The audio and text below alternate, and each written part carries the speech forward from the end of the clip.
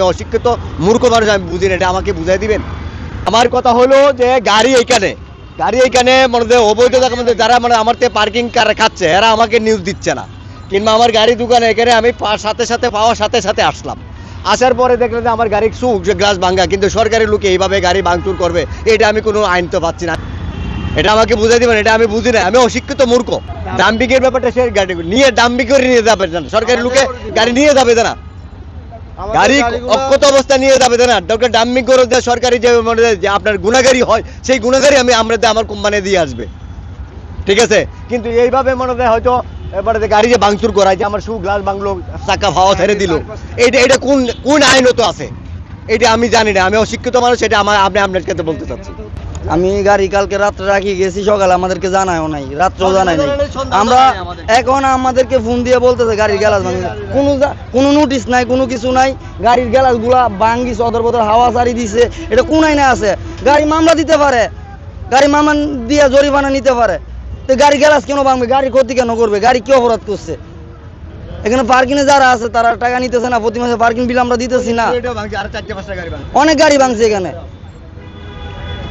টানা সপ্তমবারের মতো best tissue paper brand হিসেবে স্বীকৃতি পেয়েছে বসুন্ধরা টিস্যু। গাড়ি আছে, সব গাড়িগুলো ভাঙছে। এটা আমি কালকে আমার বলছি নি, হ্যাঁ আমি কদমতলিতে গেছি জিবি কাটতাম, রাতের ওখান থেকে 12টা বাজে গেছি, ওখানে বাসে জামিলে আমি জিবি কাটতে পারি না, সকালবেলা আমি আসছি 9টা বাজে, ওইখানে তো জামিল আমি যে যার দ্বারা মিস্ত্রি ঢুকামো তো জিবি কাটবার জন্য, তো জিবি কাটছি, মনে করেন না মিস্ত্রি আসে নাই, মিস্ত্রি কল বন্ধ আছিল, এখন মনে করেন জিবি কাটতে আসি দেখি আমার গ্যালাসটা ভাঙা, আমাকে একটা ফোনও দেয় নাই, তো মানে আমি জিবিটা কাটিয়ে আসছি দিয়ে বেশিক্ষণ হয় নাই, আমার গ্যালাসটা গ্যালাস ভাঙি গেলেছে, আর দোনো সাইডের লোকাল গ্যালাসটাও সব ভাঙি গেলেছে, চাকার দোনোটার হাওয়া ছাড়িয়ে দিছে, এই ক্ষতি।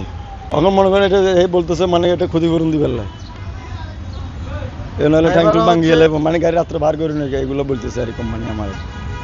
তুমি আসতেছ না কেন? আমি যে বলছি আমাকে ফোন সাথে সাথে আমি ডাইরেক্ট সিএনজি নিয়ে আসছি, আমার বাসা যে ট্যানারি বটতল, ওইখান থেকে ডাইরেক্ট সিএনজি আমি 180 টাকা সিএনজি দিয়ে আসছি, আইসা দেখি যে অবস্থা, ঠিক আছে।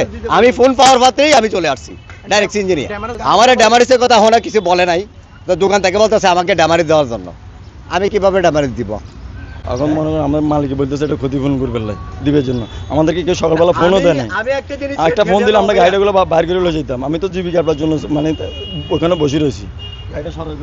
আমি একটা জিনিস সেটা জানতে পারতেছি না, গাড়ি এখানে এটা মানে রেলিওর জায়গা, ঠিক আছে, এক পার্টি মানে টাকা নিচ্ছে, টাকা কাটছে, অনেকজনে যাচ্ছে, কিন্তু দেখা যাচ্ছে যে আমি গাড়ি টাকার বিনিময়ে পার্কিং করতেছি, ওরা আমারতে নিচ্ছে, ওরা আমাকে নিউজ দিচ্ছে না যে আপনার গাড়িটা সরাই দিন, বিকালেও দিচ্ছে না, কিংবা সকালে 10টার দিকেও দিচ্ছে না। তাহলে ওরা যদি বলতো যে দোকানে যদি কভারটা পৌঁছাইতো, তাহলে আমি রাত্রের মধ্যে গাড়ি সরাই দিতাম, কিন্তু রাত্রির গাড়ি আমি নিউজ পাই নাই, গাড়ি এখানে আসে, কিন্তু গাড়ি আসার পরে দিয়ে মনে করেন যে এই অবস্থা মনে হয় গাড়ি মনে হয় অভিযান আসছে।